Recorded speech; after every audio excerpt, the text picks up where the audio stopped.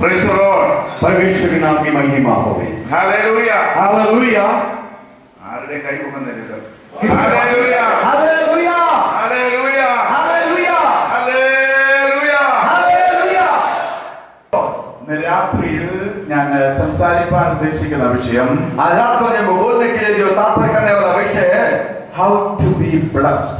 कैसे हम आशीषित हो सकते हैं। Hallelujah. हालेलुया। ദൈവവചന പ്രകാരം परमेश्वर के वचन के अनुसार ഒരു ദൈവ പൈതലിനെ एक परमेश्वर के संतान को ദൈവത്തിൽ നിന്ന് परमेश्वर की ओर से എങ്ങനെ അനുഗ്രഹം പ്രാപിക്കുവാനായിട്ട് कैसे आशीष पा सकते हैं। ഇതനുസരിച്ചാൽ ये मानेंगे तो തീർച്ചയായിട്ടും जरूर നമ്മുടെ ഓരോരുത്തരുടെ ജീവിതത്തിൽ ദൈവത്തിന്റെ അനുഗ്രഹം പ്രാപിക്കാം. हम सफलता के जीवन में परमेश्वर के अनुग्रह को हम प्राप्त कर पाएंगे। Praise the Lord. Praise the Lord। ചില ആൾക്കാർ പറയുന്നതിന്റെ കൂടി ഇങ്ങോട്ട് വന്ന് കൈപൊക്കിയാൽ മതി അനുഗ്രഹം കൊണ്ട് തിരിച്ചു പോകുന്ന പറയാം, അങ്ങനെ കിട്ടത്തില്ല. कुछ लोग कहते हैं कि आओ हाथ बढ़ाओ आशीष पा जाओ करके कहने से मिलने वाला आशीष नहीं है ये। ദൈവം പറഞ്ഞ കൽപ്പനകൾ അനുസരിക്കാമെങ്കിൽ നമ്മൾ അനുഗ്രഹിക്കും. परमेश्वर के दिए हुए हिदायतों को हुक्मों को मानोगे तो हम आशीषित होंगे। ആവർത്തന പുസ്തകം 28-ാം അധ്യായം 1-ാമത്തെ വാക്യം ഒന്ന് വായിക്കാം. व्यवस्था विवरण 28 का 1 पढ़ेंगे। സകല ജാതികളെക്കാളും നിങ്ങളെ ഉന്നതമാക്കുവാനുള്ള വാഗ്ദാനമാണ് ദൈവം सब പറഞ്ഞിരിക്കുന്നത്. जातियों में से बढ़कर ऊंचा करने का वायदा परमेश्वर ने हमको दिया है। അതിനെ കർത്താവ് പറഞ്ഞിരിക്കുന്ന വ്യവസ്ഥ എന്ന് പറയുന്നത് നിങ്ങൾ എന്റെ സകല ചട്ടങ്ങളും കൽപ്പനകളും വിധികളും പ്രമാണിക്കുക. उसके लिए परमेश्वर की ओर से केवल एकमात्र व्यवस्था रखा है कि उनके व्यवस्थाओं के हुक्मों को विधियों को माने। നമ്മൾ എന്ത് ചെയ്താൽ നമുക്ക് ദൈവത്തിന്റെ അനുഗ്രഹം പ്രാപിക്കുവാനായിട്ട് കഴിയും എന്നുള്ളതാണ് ഇന്ന് രാത്രിയിൽ हम ചിന്തിക്കാനായിട്ട്. आज रात में मनन करें कि हम क्या करने से परमेश्वर के अनुग्रह को प्राप्त कर पाएंगे। 1 പത്രോസിന്റെ ലേഖനം 3-ാം അധ്യായം 9-ാം വാക്യത്തിൽ എഴുതിയിരിക്കുന്നു, पहला पत्रस 3 का 9 में लिखा हुआ है, ദോഷത്തിന് ദോഷവും ശകാരത്തിന് ശകാരവും പകരം ചെയ്യാതെ बुराई के लिए बुराई और भलाई के लिए भलाई बदला ना करके നിങ്ങൾ അനുഗ്രഹം അനുഭവിക്കേണ്ടതിന് വിളിക്കപ്പെട്ടവരാകിയാൽ तुम आशीष पाने के लिए बुलाए हुए लोग हैं, इसीलिए നിങ്ങൾ അനുഗ്രഹിക്കുന്നവരായിരിക്കണം. तुम आशीष देने वाले होने चाहिए। നമ്മുടെ സാധാരണ ചിന്താഗതി അനുസരിച്ച് നമ്മൾ അനുഗ്രഹം പ്രാപിക്കാനായിട്ട് ചെയ്യുന്ന കാര്യങ്ങൾ എന്ന് പറഞ്ഞാൽ ദൈവസന്നിധിയിൽ നമ്മുടെ ആവശ്യങ്ങൾ ദൈവത്തോട് പ്രാർത്ഥിക്കും. साधारणतया हमारे विचारधाराओं के अनुसार हम आशीष पाने के लिए करने वाले काम ये है कि परमेश्वर के हुजूरी में जा करके दुहाई देते प्रभु आशीष दे मुझे, അല്ലെങ്കിൽ ദൈവദാസന്മാരെ കൊണ്ട് പ്രാർത്ഥിപ്പിക്കും. और नहीं तो परमेश्वर के दास लोगों से हाथ रखवा के प्रार्थना कराते हैं। ഈ ദൈവവചനം അനുസരിക്കാതെ ദൈവത്തിൽ നിന്ന് എന്തെങ്കിലും കിട്ടുന്നുണ്ടെങ്കിൽ അതൊരു ഭിക്ഷക്കാരന്, ഒരു നമ്മുടെ അടുക്കൽ വരുന്ന ഭിക്ഷക്കാരന് നമ്മൾ കൊടുക്കുന്ന ഒരു സൗജന്യം, അതായത് ഒരു ഭിക്ഷ പോലെ മാത്രം അത് കരുതിയാൽ മതി. परमेश्वर के आज्ञाओं को माने बगैर परमेश्वर की ओर से अगर कोई आशीष पाता है, केवल वो इस समान है जो आपके दरवाजे पर सुबह एक भिखारी आया, आपने उसको एक सिक्का दे दिया दान स्वरूप, उसके समान है परमेश्वर के ओर से पाने वाले आशीष। ദൈവം കരുണയുള്ളവനായതുകൊണ്ട്, മനസ്സരിവുള്ളവനായതുകൊണ്ട്, ദീർഘക്ഷമയുള്ളവനായതുകൊണ്ട്, परमेश्वर दयालु है, दीर्घ क्षमा करने वाला है, करुणामय है, इसीलिए നമ്മൾ ഇന്ന് കരയുമ്പോൾ, हम जब बैठ के रोते हैं, നമ്മൾ പ്രാർത്ഥിക്കുമ്പോൾ, हम प्रार्थना जब करते हैं, അല്ലെങ്കിൽ നമുക്ക് വേണ്ടി ദേവദാസന്മാർ പ്രാർത്ഥിക്കുമ്പോൾ, या हमारे लिए परमेश्वर के दास लोग जब प्रार्थना करते हैं, ആ സമയത്ത് ഒരു വിടുതൽ ദൈവം തരും. एक तत्काल छुटकारा परमेश्वर देता അത് है। നമ്മുടെ പ്രാർത്ഥനയുടെ ഗുണം കൊണ്ടല്ല, हमारे प्रार्थना के ताकत से नहीं, നമ്മുടെ നല്ല പ്രവൃത്തികൾ കണ്ടുമല്ല, हमारे भले कार्यों के बदले से नहीं, ദൈവം കരുണയുള്ളവനാകൊണ്ട്. അനുഗ്രഹം പ്രാപിക്കണമെങ്കിൽ ഒന്ന്, നമ്മൾ നമ്മുടെ ശത്രുക്കൾക്ക് വേണ്ടി പ്രാർത്ഥിക്കണം. ദോഷത്തിന് ദോഷം ചെയ്യരുത്, ശകാരത്തിന് ശകാരം പറയുവാനും പോകരുത്. अगर आशीष पाना है तो हम अपने शत्रु के लिए प्रार्थना करें, बुराई के बदले में बुराई और गाली के बदले में गाली ना दें। ദൈവം അബ്രഹാമിന് കൊടുത്തൊരു വാഗ്ദാനമുണ്ട്. परमेश्वर अब्राहम को दिया हुआ एक वायदा है। ഉൽപ്പത്തി പുസ്തകം 12-ാം അധ്യായം 3-ാം വാക്യത്തിൽ നമ്മളത് വായിക്കുന്നുണ്ട്. उत्पत्ति 12 का 3 में हम पढ़ते हैं, ദൈവം അബ്രഹാമിനോട് പറയുകയാണ്, परमेश्वर अब्राहम से बोलता है, നിന്നെ അനുഗ്രഹിക്കുന്നവരെ ഞാൻ അനുഗ്രഹിക്കും, तुम्हें जो आशीष देगा उसको मैं आशीष दूंगा, നിന്നെ ശപിക്കുന്നവരെ ഞാൻ ശപിക്കും. तुम्हें जो श्राप देगा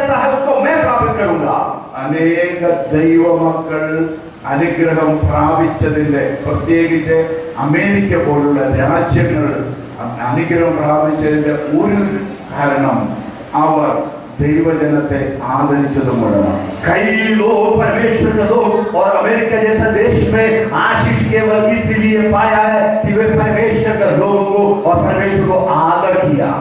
ഒന്നവർ ഇസ്രായേലിനെ സപ്പോർട്ട് ചെയ്യുന്നു. वो पहला वो इसराइल को समर्थन करते हैं. രണ്ട്, അവർ അവിടെ നിന്ന് ധാരാളം പണം ലോകത്തിന്റെ സുവിശേഷീകരണത്തിനായിട്ട് പോകുന്നുണ്ട്. और दूसरा सुसमाचार प्रचार के लिए विश्व भर में वो आर्थिक मदद എന്നെ അനുഗ്രഹിക്കുന്നവരെ ഞാൻ അനുഗ്രഹിക്കും, तुम्हें आशीष देने वालों को मैं आशीष दूंगा. എന്നാൽ लेकिन അനേക ദൈവമക്കളുടെയും ശാപത്തിന് കാരണവും ഇത് തന്നെയാണ്. कई परमेश्वर के लोगों के श्राप का कारण भी यही है. നമ്മുടെ വീട്ടിലിരുന്ന ദൈവദാസന്മാര് മറ്റു ദൈവമക്കളെ നമ്മൾ കുറ്റം പറയുമ്പോൾ, അവർക്കെതിരെ സംസാരിക്കുമ്പോൾ നാം ശാപഗ്രസ്തരായിക്കൊണ്ടിരിക്കുകയാണ് എന്ന കാര്യം മറക്കരുത്. हमारे घर में बैठ करके परमेश्वर के लोग दूसरे परमेश्वर के लोग दासों के या लोगों के विरोध में जब बोलते हैं, ध्यान रखना हम श्राप के पात्र बन रहे हैं. നിങ്ങൾ ഇന്ന് എന്നെ കുറിച്ച് അപവാദം പറയുമ്പോൾ ഞാൻ കുറച്ച് അറിയില്ല. आप बैठ करके मेरे बारे में बुराई करते हैं तो मैं शायद नहीं जानूंगा उसको, പക്ഷെങ്കിൽ അറിയുന്ന ഒരാൾ നിങ്ങളുടെ ഇരിപ്പുണ്ട്. लेकिन जानने वाला एक परमेश्वर स्वर्ग में विराजमान है. നിങ്ങൾ അനുഗ്രഹിക്കേണ്ടതിന് പകരം നിങ്ങൾ ശപിക്കുകയാണെങ്കിൽ, നിങ്ങൾ ശപിക്കുന്നവരെ ഞാൻ ശപിക്കുമെന്ന് ദൈവം പറഞ്ഞ ആ വാഗ്ദാനം നിങ്ങൾക്ക് ഉണ്ടാകുവാനിടയായി. तुम्हें अनुग्रह करने के बजाय तुम्हारे श्राप कर रहा है तो लोग तुम्हें श्राप करने वालों को मैं श्रापित करूंगा करके कहा हुआ परमेश्वर का श्राप तुम्हारे ऊपर. അതുകൊണ്ട് ദൈവിക അനുഗ്രഹം പ്രാപിക്കാൻ ആഗ്രഹിക്കുന്ന ദൈവമക്കൾ നിങ്ങളുടെ വീട്ടിലിരുന്ന് നിങ്ങളുടെ നാവുകൊണ്ട് നിങ്ങളുടെ ചിന്ത കൊണ്ട് ഒരിക്കലും ഒരു ദൈവദാസൻ, ഒരു ദൈവവൈദ്യനെ ശപിക്കുവാനോ കുറ്റം പറയുവാനോ നിങ്ങൾ സമയമെടുക്കരുത്. इसलिए परमेश्वर से आशीष प्राप्त करने को चाहते हुए कोई भी परमेश्वर के जन अपने घर में अपनी जगह में बैठ करके किसी परमेश्वर के दास के या परमेश्वर के जन के खिलाफ किसी तरह के बुराई या श्राप की बात कहने न पाए. എബ്രായലേഖനം 13-17 വാക്യം വായിച്ചു. इब्रानियों की पत्री 13 का 17 पढ़ेंगे. നിങ്ങളെ നടത്തുന്നവരെ അനുസരിച്ച് കീഴടങ്ങിയിരിപ്പീൻ. നിങ്ങളെ നടത്തുന്നവരെ അനുസരിച്ച് കീഴടങ്ങിയിരിപ്പീൻ. तुम्हारे अगुओं के अधीन रहो.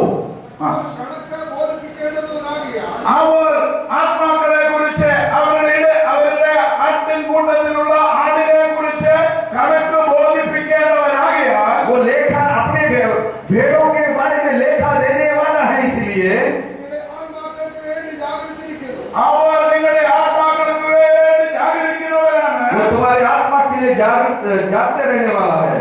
ഇത് അവർ ഇറങ്ങിക്കൊണ്ടല്ല സന്തോഷത്തോടെ ചെയ്യുവാൻ.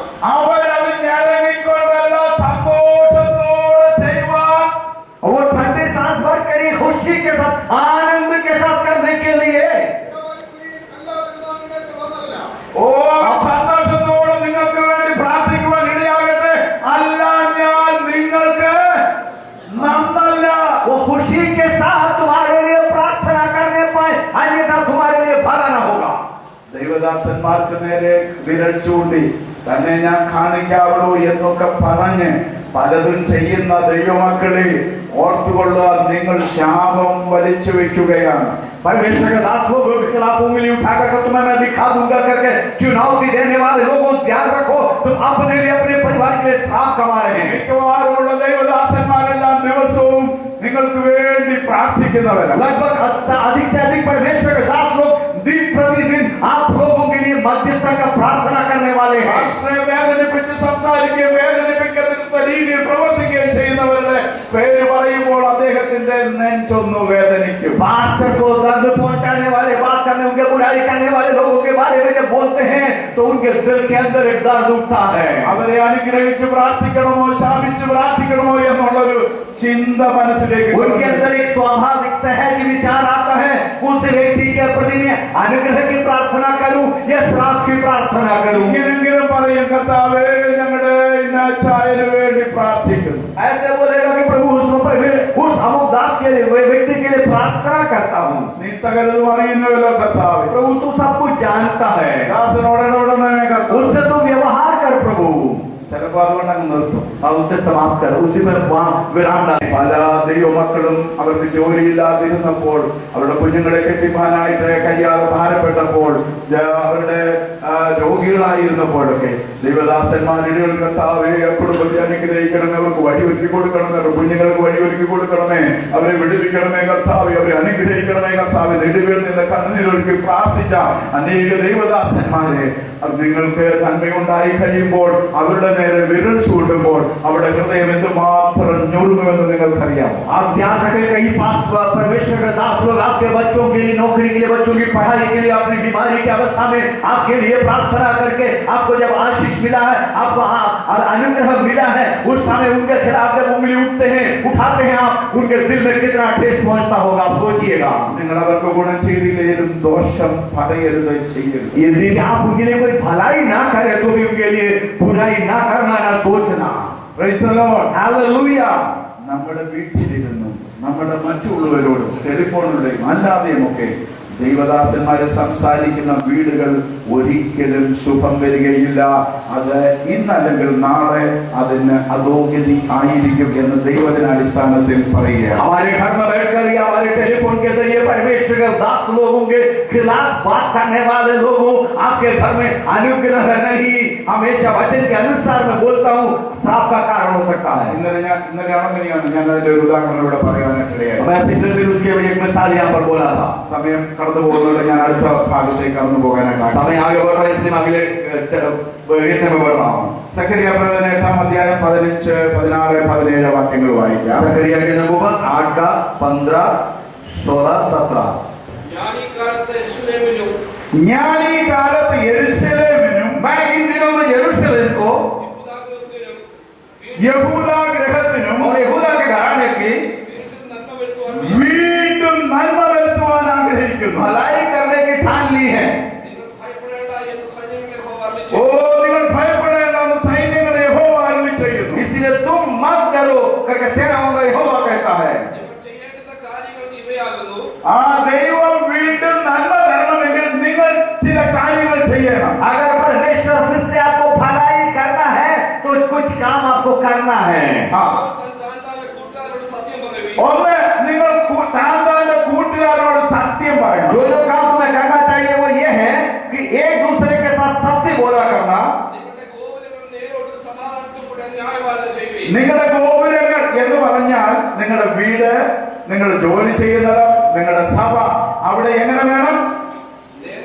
നേരോടും സമാധാനത്തോടും കൂടെ ന്യായപാലനം ചെയ്യണം. हमारी अपनी कचहरी में सच्चाई का और मेल मिलाप की नीति का न्याय करना, यानी आपके रहने के जगह पर, आपके से नौकरी करने के जगह पर, आपके कार्य क्षेत्र में उस न्याय के साथ कार्य करना चाहिए.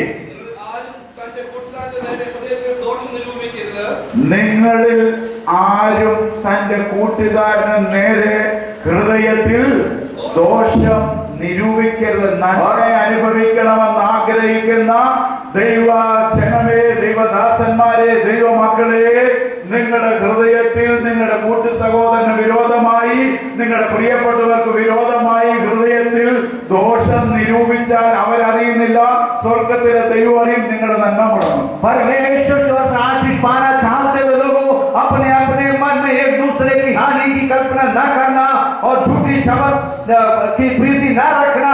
अगर वो आप करते हैं तो भले ही वो ना जानता हो, लेकिन सब कुछ जानने वाला परमेश्वर जानता है. കള്ള സത്യത്തിൽ ഇഷ്ടം തോന്നരുത്, झूठी गवाही न देना. ഇതെല്ലാം ദൈവം വെറുക്കുന്നു. ये इन सब बातों को परमेश्वर घृणा करता है. ദൈവം വെറുക്കുന്നത് നമ്മൾ ചെയ്താൽ എങ്ങനെ ദൈവം നമ്മളെ അനുഗ്രഹിക്കും? परमेश्वर जिन बातों से घृणा करता है उन बातों को हम करेगा तो परमेश्वर क्यों कर हमको आशीष करेगा. ഇങ്ങനെ ഈ ദൈവം വെറുക്കുന്ന കാര്യങ്ങളെല്ലാം കൂടെ ചെയ്തിട്ട് ഇവിടെ വന്നിരുന്ന് കൈകൊട്ടി പാട്ട് പാടുക, പിന്നെ ഉപസിക്കുക ഒക്കെ ചെയ്തിട്ട് പിന്നെ ചില ദൈവദാസന്മാർ പറയും ആരാധിച്ച് വിടുതലെടുക്കാനും പറയും. और ये सब परमेश्वर घृणा करने वालों को वाले कार्यों को करके यहाँ आकर के बैठ कर ताली बजा कर आराधना करते हैं और कैसे छुटकारा मिलेगी. कुछ परमेश्वर आप लोग बोलेंगे आराधना करके छुटकारा पालो. പണ്ടൊരു ചൊല്ലുണ്ടായിരുന്നു, ഇരുമ്പാലൊക്കെ വിഴുങ്ങിയിട്ട് ചുക്കുവെള്ളം കുടിച്ച് ദഹിപ്പിക്കാനായിട്ട് നോക്കുക. कोई ऐसे लोहे का ठोस लोहा निगलने और फिर कुछ दवाई खा करके उसका हल नहीं निकाल सकते। നമ്മൾ ക്രമീകരണം പ്രാപിക്കേണ്ടത് ക്രമീകരണം പ്രാപിക്കാതെ എത്ര ഉപവസിച്ചാലും പ്രാർത്ഥിച്ചാലും സ്വർഗത്തിലെ ദൈവം നിങ്ങൾക്ക് അനുഗ്രഹം തരത്തില്ല। जहां हमको व्यवस्था के अनुसार आना है, जो अपने जीवन को पवित्रताई में लाना है, उस जगहों पर पवित्रताई में जब तक नहीं आता है, परमेश्वर के मनसा के अनुसार जब तक नहीं आता है, परमेश्वर से आशीष नहीं पा सकते। ഓരോരുത്തൻ താൻ തന്റെ കൂട്ടുകാരനോട് സത്യം സംസാരിക്കും। प्रत्येक अपने अपने भाइयों से सच्चाई बात करे, बोले। നിങ്ങളുടെ ഹൃദയത്തിൽ നിങ്ങളുടെ കൂട്ടുകാരനോട് ദോഷം വിചാരിക്കും। अपने दिल में अपने भाई के प्रति बुराई ना सोचें। ബാക്കിയോടൊന്ന് വായിക്കാം। നിങ്ങൾ ചെയ്യേണ്ടുന്ന കാര്യങ്ങൾ ഇവയാകുന്നു. ആ. ഓരോരുത്തരും താൻ തന്റെ കൂട്ടരോട് സത്യം പറയുകയും ആ. നിങ്ങളുടെ ഗോപുരങ്ങൾ നേരോടും നേരോടും സമാധാനത്തോടും ചിലര് സംസാരിച്ചു കഴിഞ്ഞാൽ വഴക്കാണ്। कुछ सच्चाई और मेल मिलाप के साथ लिखा है। कुछ लोग बोलते हैं तो बोलने लगता है तभी लड़ाई शुरू हो जाता है। ഒരു വീട്ടില് ഒരു സാധനം ഇരിക്കേണ്ടാത്തിരുന്നാൽ और घर में कोई चीज जहां नहीं होना चाहिए वहां पर अगर रखा है तो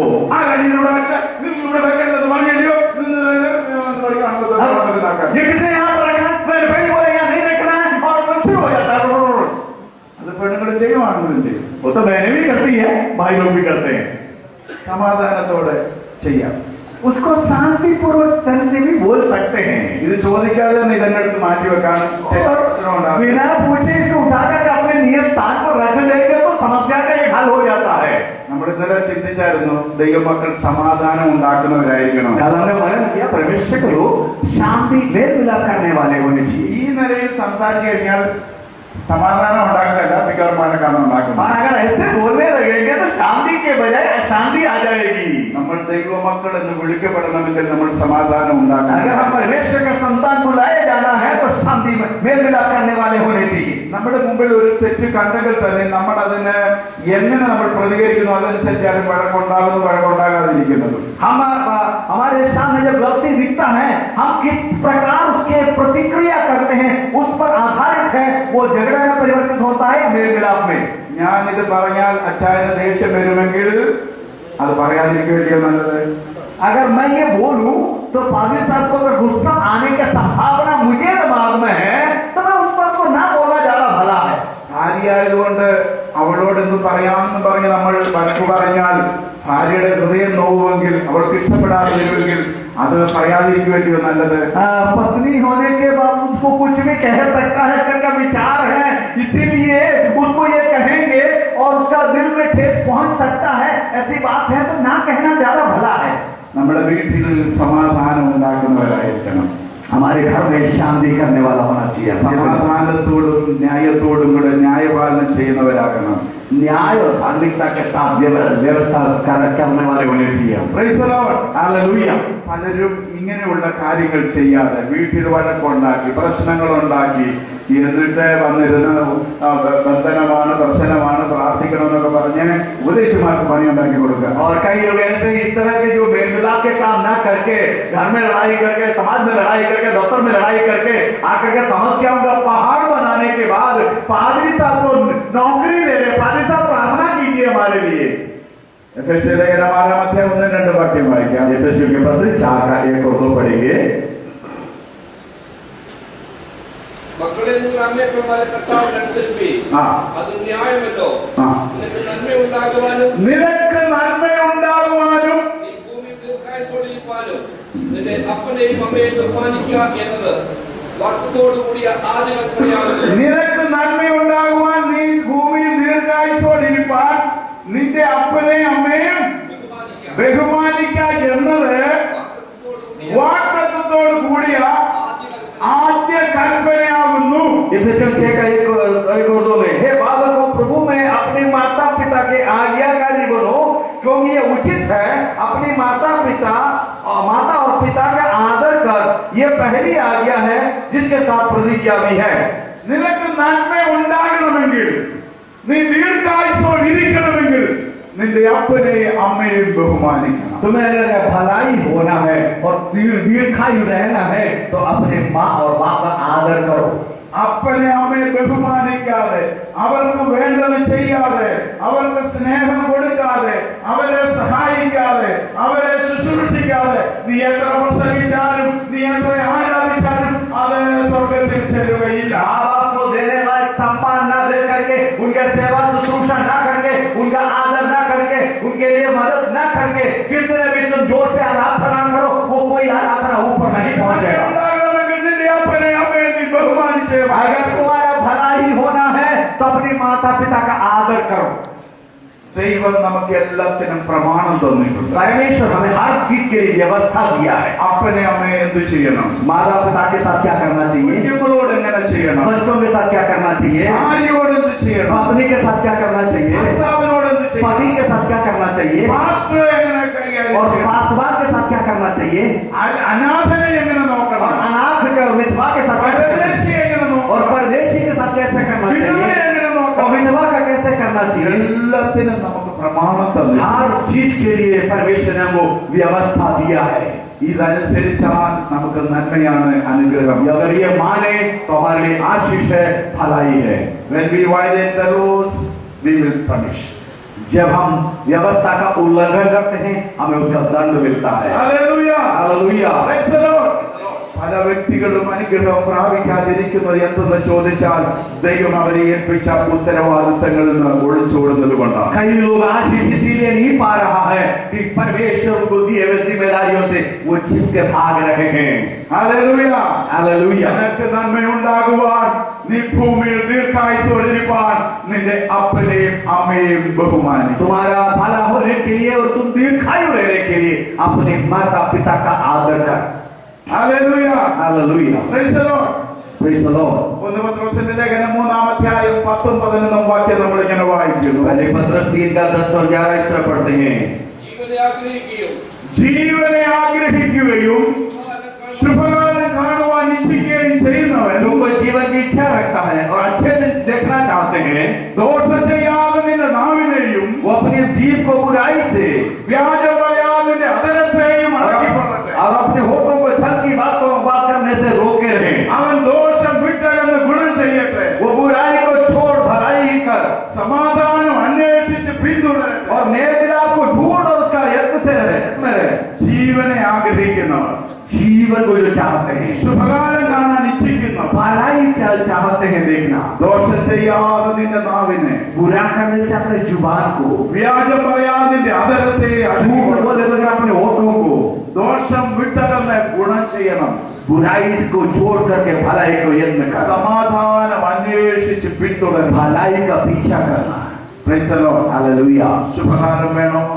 क्या भलाई चाहिए, भलाई समय चाहिए, നന്മ അനുഭവിക്കണമോ? क्या आशीष पाना चाहते हैं, ദോഷം ചെയ്യാതെ നിന്റെ നാവിനെ സൂക്ഷിച്ചോണം. बुराई करने से अपने जुबान को रोक लें. എങ്ങനെയാ നാവ് കൊണ്ട് ദോഷം ചെയ്യാൻ പറ്റുന്നത്? कैसे हम जुबान से दोष कर सकते हैं, दूसरे के लिए बुराई कर सकते हैं. ഇപ്പം ഇവിടുത്തെ ഏതെങ്കിലും ഒരു സഭയിലെ നമ്മുടെ ഒരു സഭയുടെ അവിടെ ഒരു പെൺകുട്ടിയുണ്ട്.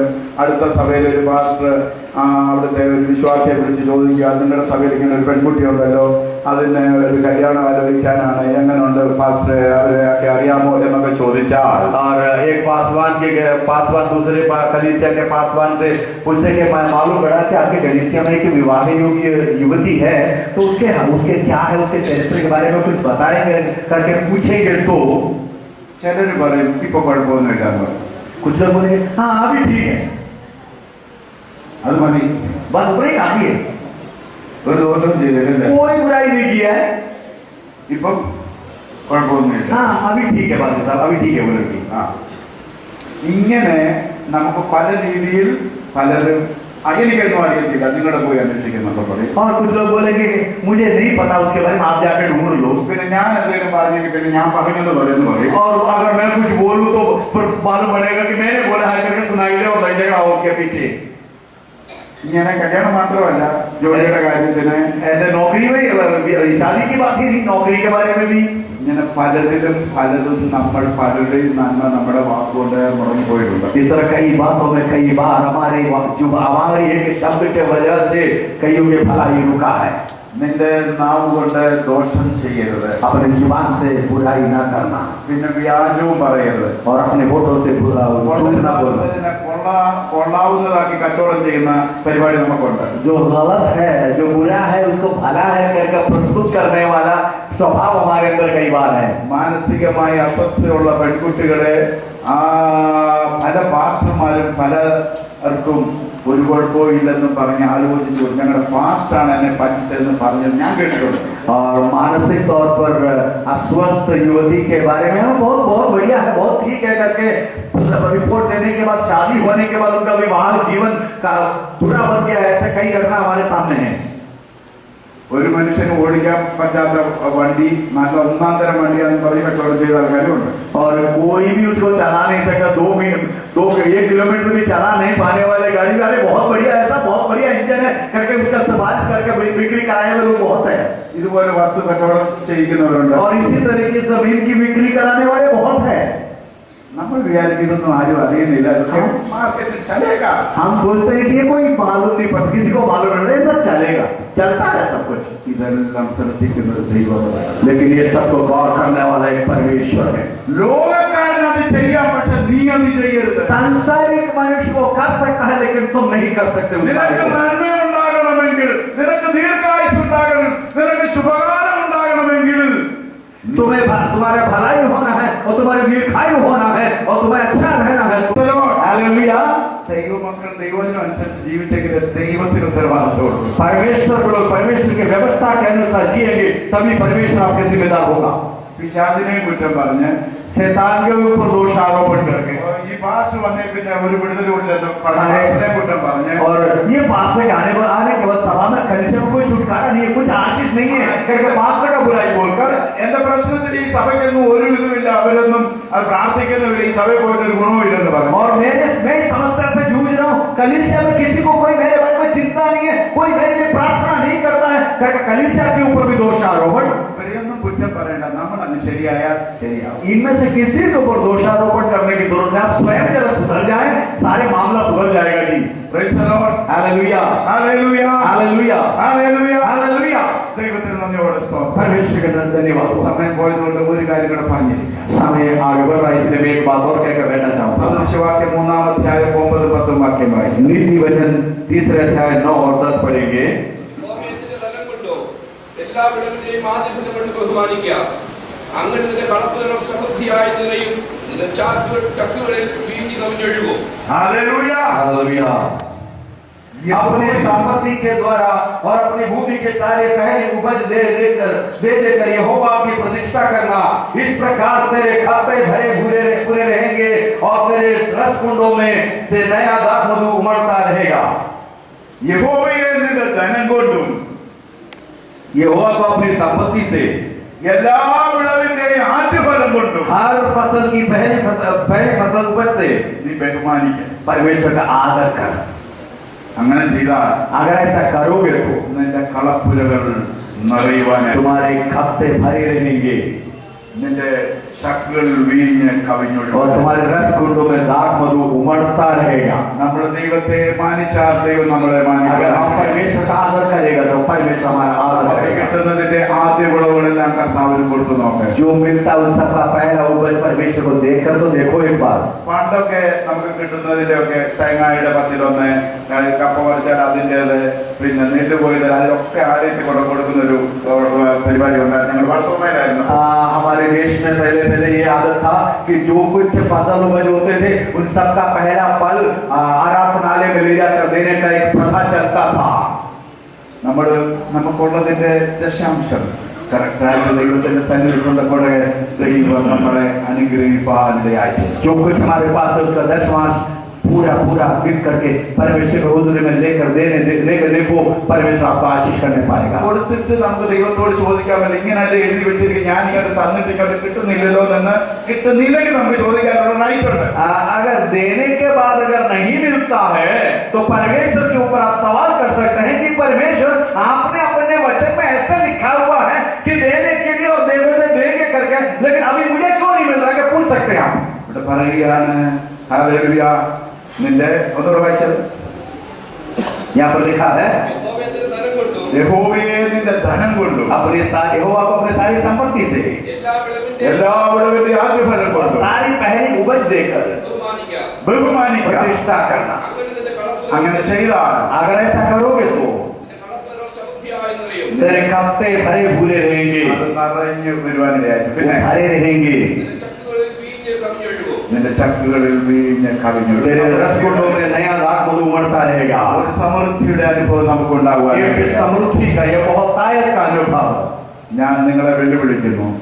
मैं आप लोगों को चुनौती देता हूँ, ഈ കേട്ട വചനപ്രകാരം ജീവിച്ചാൽ इस वचन के अनुसार जिएंगे तो തീർച്ചയായിട്ടും നമ്മളെല്ലാം അനുഗ്രഹമായിട്ടാണ്. जरूर हम में से प्रत्येक आशीषित होने पाएंगे। ഒരു മനുഷ്യന്റെ മുമ്പ് കൈ നീട്ടേണ്ട ആവശ്യമില്ല. आपको किसी मनुष्य के सामने हाथ फैलाने की जरूरत नहीं पड़ेगा। നമ്മൾ ദൈവവുമായി കണക്ക് തീർപ്പാനായിട്ടിടയാണ്. हम परमेश्वर के साथ लेखा दे सकते हैं। എല്ലാവരും എഴുന്നേൽക്കുക. सब लोग खड़े हो जाए अपने स्थानों पर।